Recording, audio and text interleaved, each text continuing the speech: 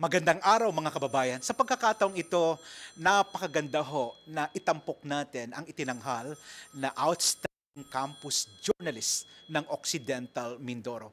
Bihira po ako maka-encounter ng ganito pero nandito po tayo sa kanyang paaralan at siyang inaasahan din natin na mag-uuwi naman ng karangalan sa darating na mga araw pag siya naman ay magwagi sa Tagaytay. Ang tinutukoy ko, walang iba, Renz Golpea. Renz, magandang araw and welcome sa ating pong programa. Ang araw po. And congratulations! Papaano ka na itanghal bilang Outstanding Campus Journalist ng Occidental Mindoro? So, yun po. Magandang araw po. Ako po si Ren Smith Golpeo from San Jose National High School. I'm grade 12 student po on STEM strand. So, yun po. Paano nga po ba ako na itanghal na most outstanding campus journalist? So, the contest po is from achievements po from elementary. So, paano nga po ba ako nagsimula pagsisimula ko sa campus journalism? So, grade 3 po ako is do'n po nagsimula yung pagiging campus journalist ko, which is nagsumali po ako ng screening sa sa Kaminawit Central School po. Grade 3 po ako no'n. So, na nakapasok po ako sa screening sa category na collab po, which is writer po ako no'n ng editorial writer po. Tapos ang coach ko po is si Sir AJ po, Sir Alexander Abeleda. So, siya po yung coach na nag-develop ng skills ko po from writing.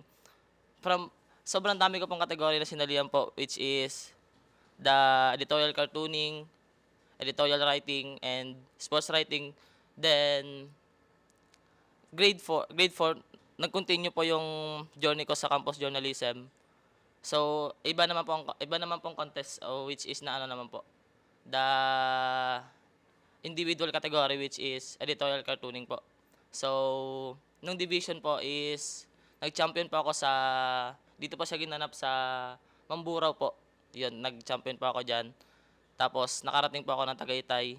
Grade 4 po ako. Tapos grade 5 naman po is bumalik po ako sa group contest na collab ulit na Filipino po. Si Sir AJ pa rin po ang coach ko. So, yun po, grade 5 nag-champion po ulit kami diyan sa Sablayan po. Tapos nakarating po ulit kami ng regional. Then sa regional po, nakakuha po kami ng first place sa collab. Then nakarating po kami ng ng Tugigaraw po ba? Nagano po si Malala basta po. Sa Tugigaraw po. Pangasinan po pala. Pangasinan. Sa Lingayen, Pangasinan po. So, yon. Then, grade 6 po ako. Last year ko po sa elementary as a campus journalist. So, yun. Bumalik po ako sa individual na editorial cartooning. So, awa naman po ng Diyos nung sumabak po ako sa Division Schools Press Conference is nag-champion po ulit ako. First place po dito naman po siya ginanap diyan po sa Pedro T. Menjola Senior Memorial National High School. Cartooning po ako, individual. Tapos, nung, after po nun is, Regional Schools Press Conference sa Tagaytay City pa rin po. So, ang criteria po kasi nun, kapag nanalo ka po ng first place sa division, meron ka pong second choice na category sa regional. So, ang pinili ko po nun is pagiging writer po, which is the feature writer po. So, dalawang kategory po nilabanan ko nun sa regional press conference, the feature writing and the editorial cartooning. Then, ang nakamit ko pong place sa editorial cartooning is 5th place. Tapos, sa feature writing po ako nag-qualify sa national. Sa ano naman po yon, sa Tuguegarao City, national po. So, yon.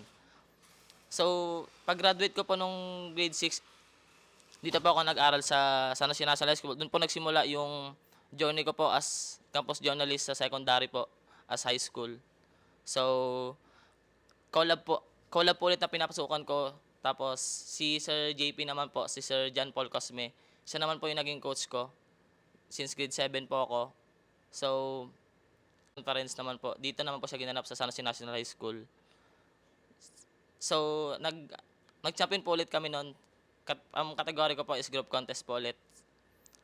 Ako lang ako lang po yung pinakabata nung sa team po namin yon na grade 7 po na Tapos, nung after naman po ng division namin, nakatungtong po ulit kami sa regional press conference. So, consistent po yung pagiging RSPC qualifier namin. Qualifier ko po sa journalism po. So, sa ano naman po, regional press conference, nag-qualify po ulit kami sa national sa ano man po siya, sa 2019, Tugigaraw. Sa Tugigaraw po, Tugigaraw City po. So, ako lang po yung junior high. Ay, ako lang po yung grade 7. So, after po nun, nagkaroon po ng pandemic, edi po, naudlot yung pagsali ko sa mga contest, halos lahat po, naudlot. So, ngayong 2023 naman po is bumalik ako as being campus journalist sa Kaminawit National High School po. I am grade 10 po. So, ang criteria po na yun dati ay ang guidelines po is pipiliin lang po yung mga sasali sa regional. So, ang napili po sa school namin is editorial cartooning secondary English po. So, ako po yung pinili ng coach namin na si Sir Peter po sa Kaminawit National High School. So, awa naman po ng Diyos, naging third place po ako sa online RSPC po namin sa Mamburao. Coaching by ano po, Sir Peterson Enriquez. So, yun po, nung grade 10 po. Tapos, after po nun, grade 11 po, since wala pong senior high school sa Kaminawit National High School, lumipat po ako dito sa San Jose National High School. Bumalik po ako sa ang medallion, the school publication of San Jose National High School. So yun, nagkaroon po ulit ako ng chance sumali nung 2024 po. Ano naman po sinalihan ko is bumalik po ako sa group contest para po labanan po ulit yung most outstanding campus journalist nga po. So, grade 11 po ako noon sa Division Schools Press Conference. Dito po ulit sa ginanap sa San Jose National School. Nag-qualified po ulit kami sa Regional Schools Press Conference year 2024 po. So, nung sa RSPC naman po, hindi po kami nag-qualify sa national. Ang nakuha lang po namin place is second place. So, yun po, di po naputol po yung pagiging national qualifier namin. Qualifier ko po. Tapos ngayong taon naman po is itatry po namin yung best namin para po kunin ulit yung titulo namin na pagiging NSPC qualifier po ng ang medallion pati ng Collab Filipino po ng school ng San Jose National High School. Kukunin po namin pang title from Oriental Mindoro. So, yan po. Nakakalula yung mga accomplishment mo, Renz. What makes you great? Saan mo nakukuhang mga ito? Ito ba ay galing sa mga turo ng mga coaches mo? Or nung bata ka pa naramdaman mo na talagang ito yung special gift ni Renz Golpeo? So, yun po. Sa tingin ko po is nung elementary po kasi ako, wala po talaga akong puro laro po. Puro laro lang po ako nung elementary ako from grade 3. Wala pa akong masyadong sinasalihan contest doon. Tas may one friend po ako na inaya po ako na mag-screening po sa journalism sa school po namin nung elementary. So yun po. Nung nag-start po yun, nag-try po ako ng mag-screening, nakapasok po agad ako. Kasama ko po yung friend ko po sa collab. Tapos nung grade 3 po ako, sinabak po agad kami sa contest. So, yun po. Tuloy-tuloy na po yung pagiging ko po. So, parang naramdaman ko po na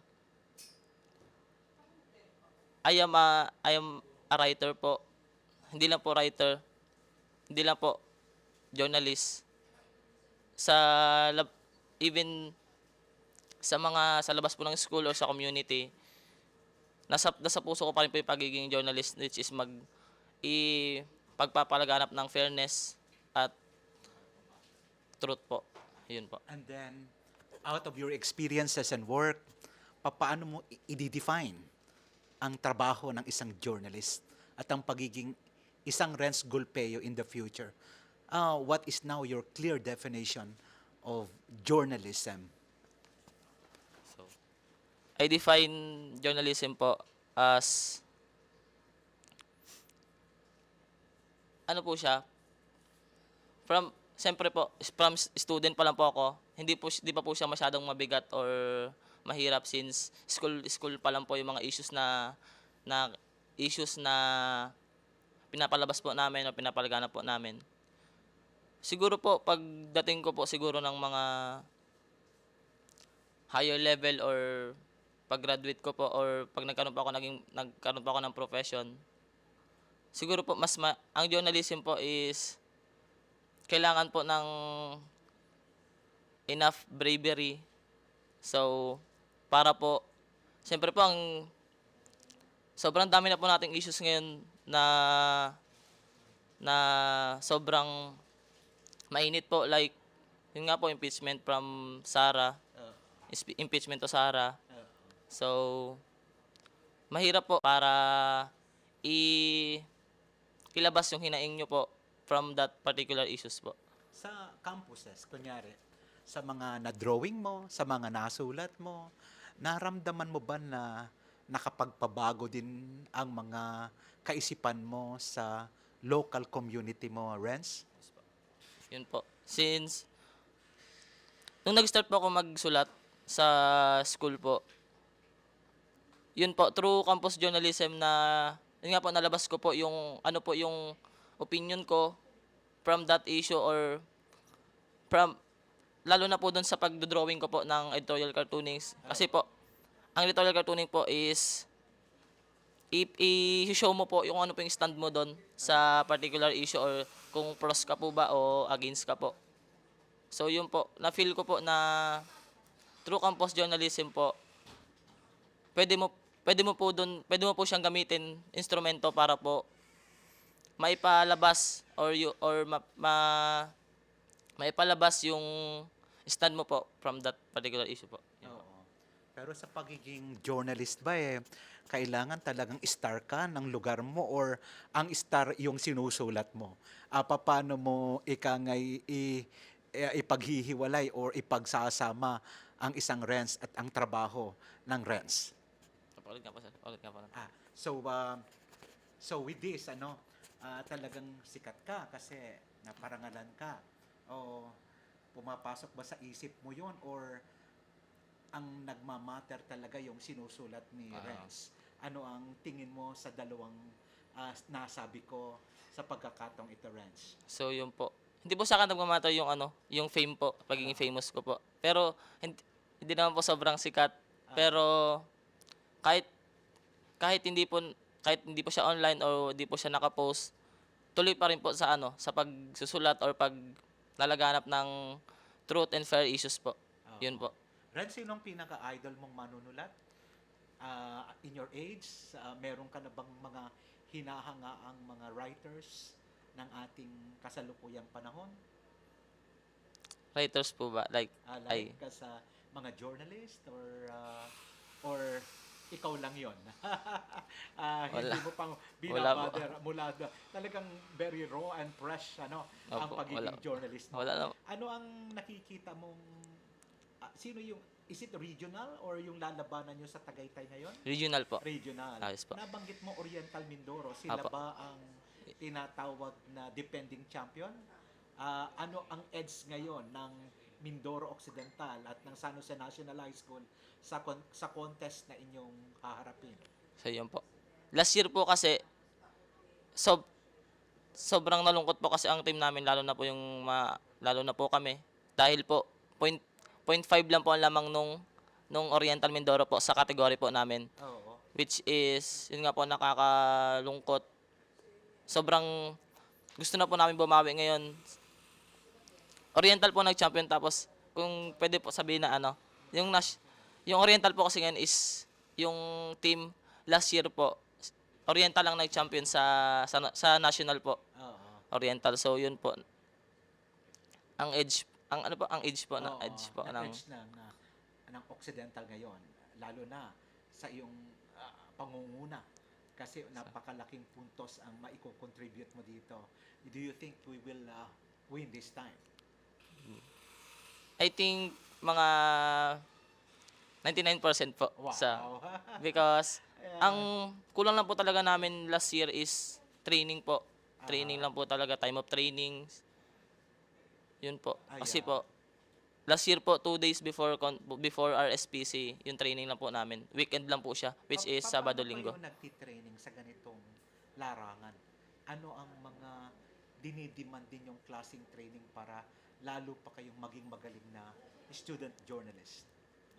So, ang contest po namin is 4 hours. So, sa training po namin, yung coach po namin, naghahanap po siya ng mga current issues sa local or sa international, sa local or global po. Oo. Naghahanap po siya ng mga current issues. Tapos, ipapanood po siya sa amin.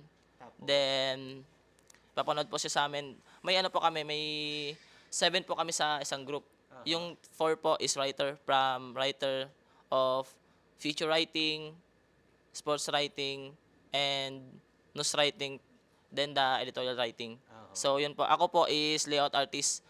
Ako po yung nag-layout ng newspaper namin na 4 pages newspaper po namin. Oo. So, yun po. Sa issues po na pinanood sa amin, gagawan po namin ng stand sa editorial, tapos gagawan po namin ng news, sports, and feature. Yun po. Naririnig ko ang tungkol sa ang medalyon, ano? Yes po. O tell us something, kaming hindi masyado sa academy or sa school, kami nasa mas medyo malalayong spheres ng ating community. Parang there is something that we must look upon, ano? Sa ikangay ganda na mukhang isinashine ng medalyon. Tell us something about this sa point of view ng isang kabataan katulad mo at isang mismong involved sa publication na ito. Yes po. Ang medallion and may English po siya sa The Medallion. Dalawa po siya. English po ang The Medallion and Filipino is ang medallion. So, yun po yung the official publication ng San Jose National High School. So, doon po namin nilalabas o nilalagana po yung mga current issues dito sa community natin, especially dito po sa school. School-based issues. So, yun po. Kung pwede nyo po siyang basahin online, may page po kami pwede po mag sir? Oh, yeah. Sa ang medallion Facebook page, andun po yung link ng dyaryo namin, ng school paper namin. Pwede nyo po mabasa doon yung mga current issues namin dito sa school. Then, also rin po sa community. Okay. So, One thing, no? Alam mo, parang excited lahat ng mga school pag nakikita ko sa social media about itong division, itong competition na meron kayo, itong Division journalist- Schools Press Oo, Conference oo. po. Bakit parang masyadong ang mga bata o mga katulad ninyo ay talagang excited every year sa mga contest na katulad ng ganito? So, What makes you happy joining this kind of contest? first of all po, through press conference like Division Schools Press Conference, sobrang dami ko pong naging kaibigan, friends, co-campus journalists. Yun po yung first thing na nakakapagpasaya po sa akin joining the journalism. Ah, So, nakakakaba po siya nakaka-pressure sa mga contest. oo. After po ng contest, after po ng contest, after po mawala nung kaba, then kaba po ulit kasi po mag-awarding. So, yun nga po. Yun po yung nag-ano po sa akin, what makes me excited po sa mga ganun. Okay, last thing, ano? Ang San Jose National High School talaga ay isang leader school, no? Ano ang pakiramdam at pressure ng pagiging estudyante ng San Jose National High School? So, yun nga po. As a division leader school, as a student from San Jose National High School, siyempre po, hindi lang po sa journalism, sa lahat po ng contest, categories, nakaka-pressure po kasi division leader school nga po, kailangan nasa place ka po, or kung di man po nasa place, nasa champion ka po, or nasa high place ka po. So, yun po, nakaka-pressure, then nakaka-proud. One last question. pag ikay gumraduate na sa senior high, ano ang malapit na kursong kukunin ni Renz sa kolehiyo? So, pag-graduate ko po ng college, gusto ko po i-pursue ang architecture po. Okay. Since no elementary pa lang po ako, hilig ko na po ang pagdodraw. Okay. So, yun po. Maraming Architecture. salamat, Renz, and good luck sa forthcoming competition. We are also giving you a little pressure. Give the best that you can. Thank you po. Thank you. Si Renz Golpeo, outstanding journalist ng Occidental Mindoro. Thank you, Renz.